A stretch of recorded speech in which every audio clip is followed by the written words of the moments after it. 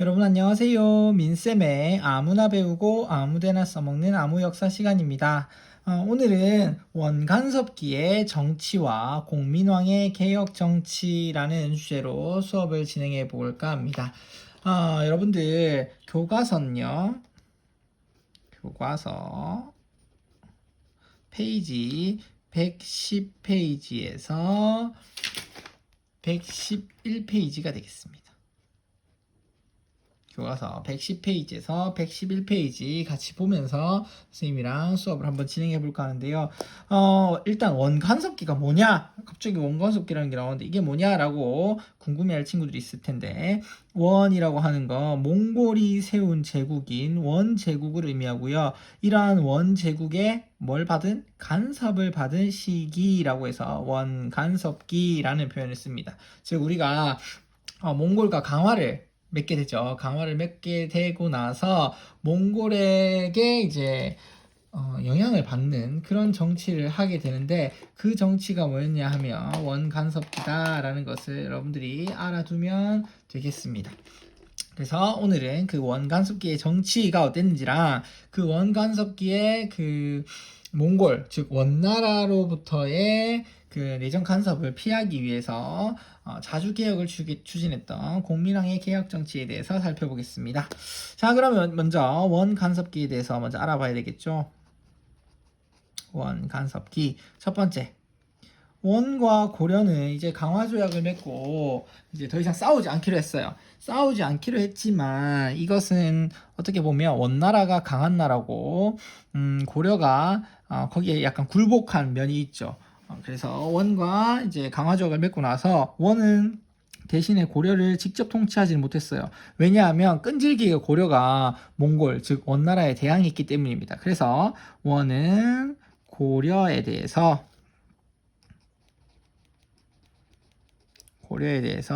간접적인 영향을 주게 됩니다. 영향을 끼치게 돼요. 즉 이 말은 무엇이냐 하면 직접 통치는 맞다 아니다? 직접 통치하지 않는다. 직접 통치하지 않는다는 말은 나라가 그대로 유지된다는 얘기입니다. 그리고 고려라는 나라는 유지가 되고요. 그리고 고려의 풍속도 인정해주게 된다. 이것은 이제 그 당시 원종이라고 하는 왕이 그 이제 강화를 맺기 전에 쿠빌라이 칸이라고 하는 원나라의 황제에게 우리 대신 고려의 제도를 좀 유지시켜 주시오라고 했을 때 당시 태자였던 원종이한테 쿠빌라이 칸이 그래 그럼 우리가 그것은 약속해 주마라고 얘기했기 때문에 직접 통치까지 가지 않고 나라를 유지해주고 풍속을 인정받았던 겁니다. 그러나 그렇다고 해서 완전히 고려가 자주적인 건 아니죠. 여전히 내정 간섭은 받을 수밖에 없었고요. 내정 간섭 받고 그리고 경제적인 수탈도 당하게 됩니다. 그래서 사실은 직접 통치를 당하진 않았지만 나라를 유지하긴 했지만 간접적으로 내정 간섭을 받는가 하면 경제적 수탈을 받게 되는데요. 어떤 것들이 특징이 있냐면 이 원간섭기는요. 일단은 고려의 왕은 원나라의 공주하고 결혼을 했어야 합니다. 무조건이에요. 이거는 무조건 결혼은 원나라의 공주하고 결혼을 해야 돼요. 그러면 이것은 무엇을 의미하느냐? 바로 원나라 황제의 사위가 되는 거예요. 고려의 왕이. 그래서 이거를 좀 어려운 말로 사위의 나라라는 뜻으로 부마국 지위에 처해지게 됩니다. 즉 고려는 원나라의 부마국, 사위의 나라다라고 지위가 정해졌고요. 각종 제도를 그 격을 떨어뜨리게 됩니다. 대표적인 예가 이런 게 있습니다. 이제 폐하, 예전에 고려는 내부적으로 폐하, 즉 황제 폐하 이렇게 불렀었는데 이제 이러지 않고 전하라는 명칭으로 격하를 시켰고요. 그 다음에 관청이 폐지되거나 축소됩니다. 그래서 어떻게 되느냐 하면 원래 고려의 중앙정치제도가 이성육부 제도였다면 이제는 이성육부가 아니라 일부사사라고 하는 더 낮은 수준으로 격화가 되게 되고요. 그 다음에 또 하나는 왕 이름 앞에 충이라는 시호를 사용하게 됩니다. 여러분들이 보면 알겠지만 뭐 충렬, 충정, 그리고 충목, 충숙, 충해 이런 앞에 충이 들어가는 시호를 사용하게 되는데 이것은 누구에게? 그렇죠. 원나라에게 충성한다라는 아주 굴욕적인 그런 시호라고 할 수 있습니다. 그래서 이런 것들 때문에 고려의 자주성이 크게 훼손된다라는 것을 알 수가 있습니다. 그리고요, 원나라는 사실 고려를 이렇게 간접 지배하고 나서 그 정복하고자 하는 욕심을 버리지 않고 어디까지 정복을 하려고 했냐면 일본으로 나아가려고 합니다. 그래서 원이 두 차례에 걸쳐서 일본 원정을 떠나게 되는데요. 사실 두 번 다 실패하게 됩니다. 그런데 우리는 지금 그게 중요한 게 아니라 뭐가 중요하냐 하면 일단 원나라가 일본을 원정하기 위해서 설치한 기구가 있었어요. 그게 정동행성입니다. 정동행성을 한자로 적으면요. 정벌한다. 동쪽을. 행성이라고 하는 것은 원나라의 지방 행정 조직이었어요. 그래서 이 정동행성이라고 하는 것을 설치해요. 이것은 바로 나중에 일본 원정이 끝나고 나서도 내정 간섭을 하는 기구로 계속 남아 있게 됩니다. 그래서 동쪽을 정벌하기 위해서 만든 행성, 즉 지방 행정 기구란 뜻인데 이게 나와서 고려에 계속 남아가지고 일본 원정이 끝나고 나서도 계속 남아 있어서 내정 간섭을 하는 기구로 남게 되었다라는 거고요. 그 다음에 또 원나라는요, 쌍성 총관부 라고 하는 지역을 설치해서 그 기구를 설치해서 천령의 이북 지역. 그 다음에 동령부라는 걸 설치해서요. 자비령 이북 지역. 그리고 마지막 탐라총관부 부를 설치해가지고 제주도 또 지역을 어떻게 한다? 직접 통치하게 됩니다. 모든 지역을 다 직접 통치한 건 아니지만 천령 이북 지역과 자비령 이북 탐라총관부를 설치해서 그 제주도 지역을 직접 통치하게 된다라는 거예요. 여러분들 교과서 111페이지에 보면 볼까요? 여기 보면 고려가 있으면 자비령 보이죠? 자비령 이북 지역에 서경에 동령부를 설치해서 이 지역을 싹 직접 통치하고요. 그 다음에 천령 이북 지역을 쌍성총관부를 설치해서 이 지역을, 그리고 마지막으로 탐라, 즉 제주도에 탐라총관부를 설치해서 이 지역을 직접 다스리게 됩니다. 그래서 실제로 고려가 직접 다스린 곳은 이 지역이고요. 이 지역을 고려가 직접 다스리고 나머지 어떤 지역? 여기 나와 있는 선생님이 빨간색으로 표시하는 이 지역들, 이 지역은 누가? 그렇죠. 그 원나라가 직접 통치를 하게 됩니다. 그 중에서 이 자비령 이북 지역, 즉 동령부가 설치됐던 지역은 얼마 지나지 않아서 원나라가 반환을 해주고요. 그 다음에 탐라총관부도 얼마 지나지 않아서 반환되는데 이 쌍성총관부 지역, 즉 천령 이북 지역은 공민왕 때까지 수복되지 못하고 남아있는 상황이었습니다. 여기까지 이해되나요? 그래서 원나라가 우리 그 고려의 직접 영토를, 일부 영토를 직접 통치를 하기도 했다라는 겁니다. 다음에 또 원나라는 어떻게 하냐면 금이나 고려의 금이나 은, 종이, 그리고 새 있죠, 매 등을 곡물로 요구합니다.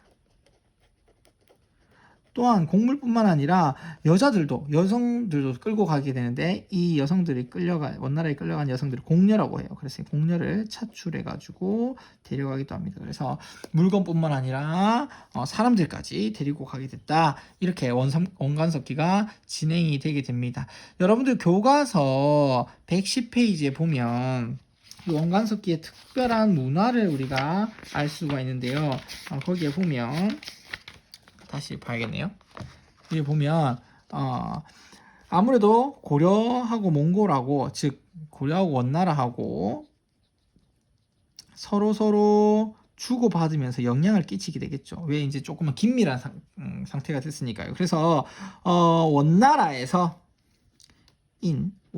원나라에서 아니지 잘못했어요 선생님이. 다시 적을게요.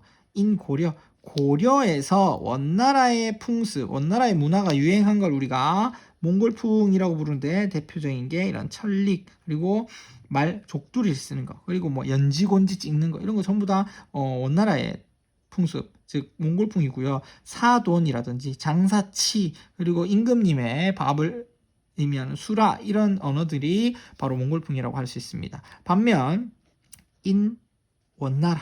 원나라 몽골에서 유행하였던 고려의 풍습 문화는요, 상추쌈, 그리고 고려의 떡, 그리고 고려의 음악, 고려 청자, 이런 것들은 고려양이라는 이름으로 유행을 하게 됩니다. 그래서 고려하고 이제 원나라가 서로 영향을 끼치면서 문화도 교류를 하다 보니까 원나라의 문화, 몽골의 문화가 고려에서 유행하는데 그걸 몽골풍이라고 불렀고, 그 다음에 원나라에서 유행하던 고려의 풍습을 고려양이라고 불렀다라는 것까지 여러분들이 알아두면 되겠습니다. 자, 그러면 넘어가 볼까요? 두 번째로 살펴볼 거는 바로 권문세족의 성장입니다. 자, 이 권문세족은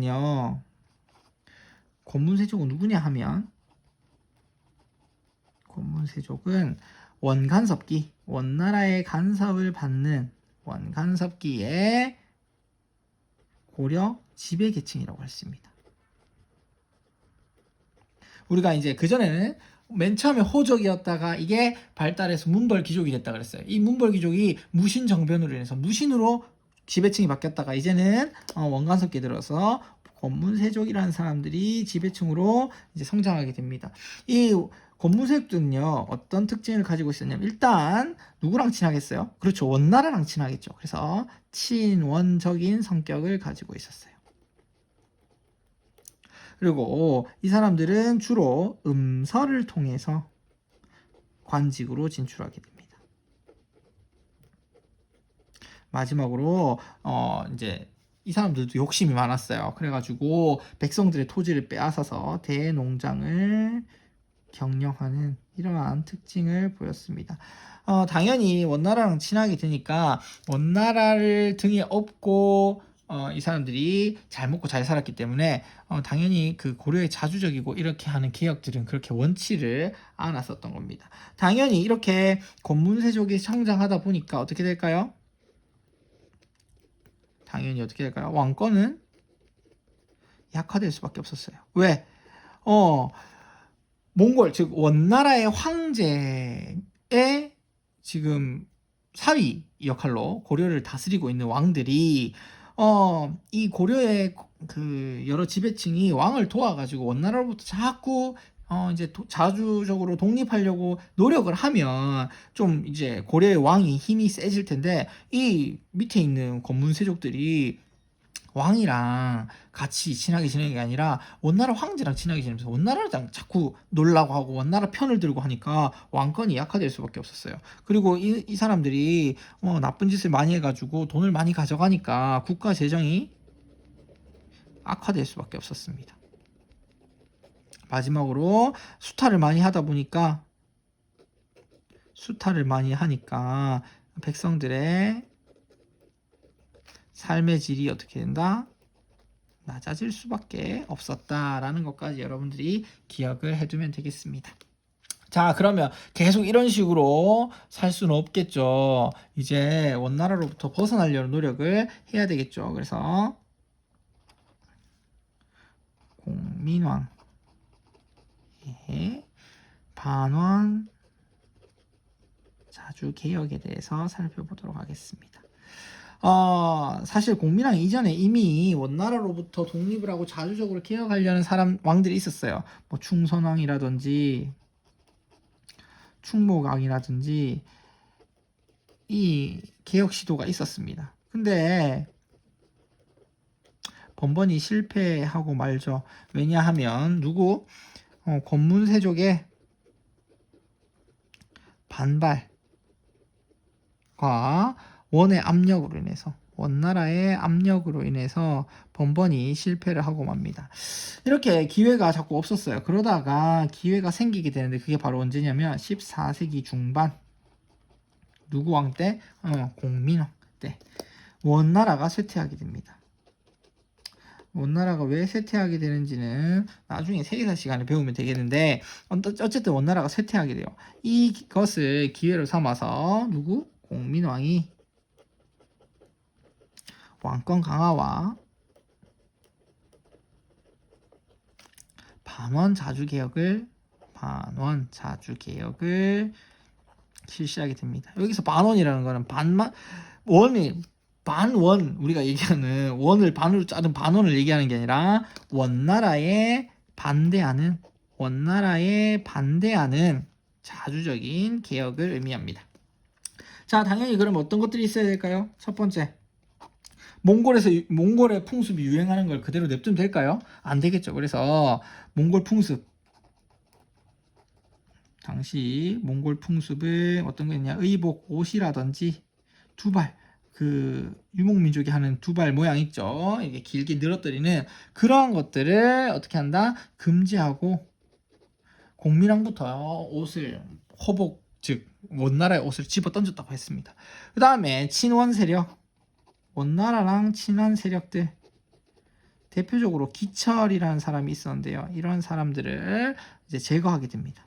정치적으로 제거해버리고요. 그 다음에 우리 아까 지속적으로 내정 간섭을 하던 기구인 정동행성을 축소시킵니다. 그 다음에 쌍성총관부를 공격해요. 아까 끝까지 이제 남아있었던 천령 이북 지역의 쌍성총관부를 직접 공격을 하게 되면서 어떻게 됐냐? 천령 이북 지역을 회복하게 됩니다. 그 다음에 좀 중요한 거 있어요. 뭐냐면 당시 스님이었던 신돈이라고 하는 사람을 등용하게 됩니다.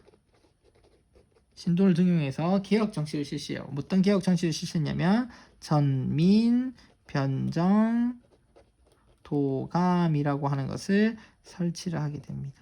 전민변정도감을 설치했어요. 이 전민변정도감은 뭐냐면 밭전자예요.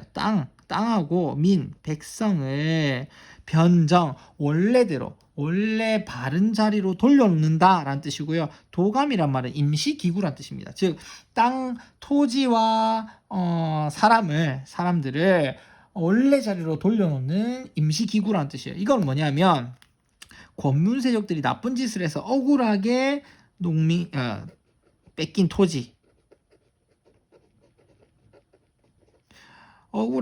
토지나 그리고 억울하게 노비가 된 사람을 원래 자리로 돌려놓는 거예요. 그러면 어떻게 될까요? 권문세족의 세력이 어떻게 되겠습니까?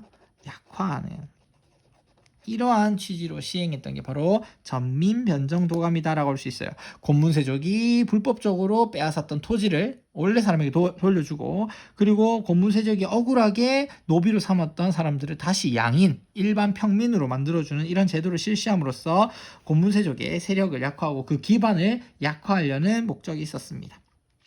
그런데 당연히 또 누가 반대하겠어요? 그렇죠. 이러한 개혁들은 권문세족들이 반대를 하게 되죠. 반발을 하게 됩니다. 그래서 어떻게 되느냐? 신돈이 제거되고요. 신돈도 죽고 그 다음에 공민왕도 살해당해서 죽음을 맞이합니다. 결국에 이러한 개혁은 실패로 돌아가게 된다라는 것까지 여러분들이 알아두면 되겠어요. 그러면 실패했으니까 아무 의미가 없느냐? 그렇진 않아요. 3번 어떤 의의가 있을까? 첫 번째, 고려의 자주성을 회복하는 계기가 됩니다. 어쨌든 간에 여러 가지 이제 그 개혁 정치, 즉 원나라로부터 벗어나려고 하는 개혁 정치를 하려고 했으니까요. 회복의 계기가 되고요. 또 하나는 이것도 조금 중요합니다. 신진사대부라고 하는 세력이 성장하는 계기가 됩니다. 자, 이 신진사대부는 어떤 사람들이냐 하면요. 그 공민왕이 새로운 이제 권문 세력들을 몰아내고 개혁 정치를 해야 되기 때문에 새로운 자신의 뜻을 뒷받침해 줄 사람들이 필요하다고 생각해서 성균관이라고 하는 그 전에 국자감을 성균관이라고 이름을 개칭하고요. 이름을 바꾸고 그것을 유학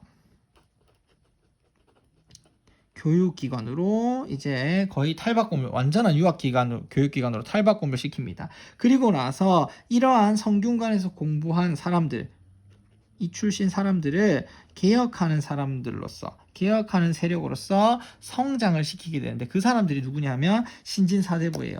이 신진사대부는 나중에 어떻게 되냐? 이 신진사대부는 어떻게 되냐? 바로 일부가 조선 왕조를 개창하는데 주역으로 역할을 하게 됩니다. 요 이야기는 다음 시간에 우리가 배우면 될 것 같아요. 자, 여러분들 여기까지 다 했습니다. 그래서 오늘은 원나라의 간섭을 받던 원간섭기의 정치가 어땠는지 그리고 그때 성장한 누구? 권문세족 이 사람들이 어떤 사람들인지 마지막으로 이러한 권문세족에 맞서가지고 고려를 자주적으로 개혁하기 위해서 반원 자주 정책을 했던 공민왕의 개혁 정치까지 살펴봤습니다.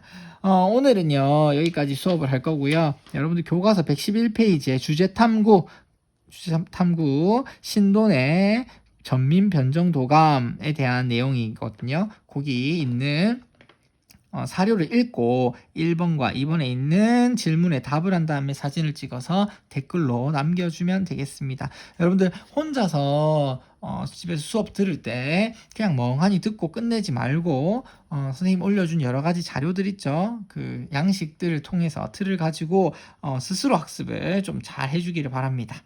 자, 다음 시간에는요 이제 신진사대부와 신흥무인 세력의 성장이라는 주제로 이제 고려가 어떻게 멸망하게 되는지, 망하게 되는지에 대해서 그 과정에 대해서 살펴볼 겁니다.